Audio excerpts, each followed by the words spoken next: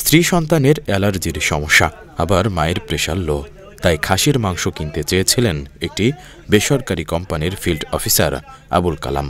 কিন্তু খাসির মাংসের দাম শুনে তার মাথায় হাত। দেশি মুরগিও কিনতে পারলেন না, দাম 550 টাকা। বাধ্য হয়ে 290 টাকায় কক মুরগি কেনেন তিনি। রাজধানীর কল্যাণপুর নতুন বাজার জনকল্যাণ বহুমুখী সমবায় সমিতি বাজারে আসা বেশিরভাগ ক্রেতাই এভাবে অস্বস্তি প্রকাশ করেছেন।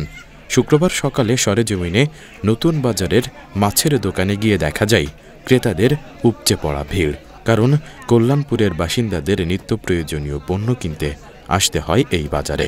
কাঁচা বাজারে গিয়ে দেখা যায় গাজর, টমেটো ও বেগুনের দাম চড়া। গাজর বিক্রি হচ্ছে 160 টাকা, বেগুন 70 থেকে 80 টাকা, টমেটো 80 টাকায় বিক্রি হচ্ছে।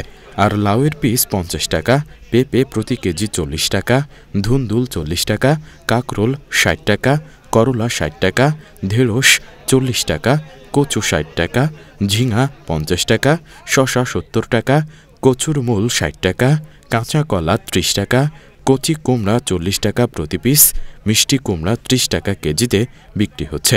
আর 250 গ্রাম মরিচ বিক্রি হচ্ছে 25 থেকে 30 টাকায়। লেবুর হালি বিক্রি হচ্ছে 20 টাকায়। গরুর সাপ্লাই কম, গরু আসে কম, আপনারাও পান কম, আমরাও পাই কম, চাহিদা বেশি। চাহিদা বেশি, জিনিস কম, দাম বেশি, মানে কাস্টমার বেশি। আচ্ছা, যে জায়গায় গরু লাগবে 5000, এনে গরু হয় 3000, কাস্টমার 6000।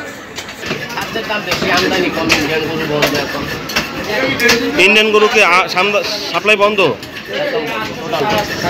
মিরিগেল মাছ 5 কেজি 250 টাকা কেজি, 5 কেজি 4 কেজি 250, রুই মাছ 1 কেজি 200 টাকা, তেলাপিয়া পাঙ্গাস 150 টাকা, 150 তেলাপিয়া পাঙ্গাস।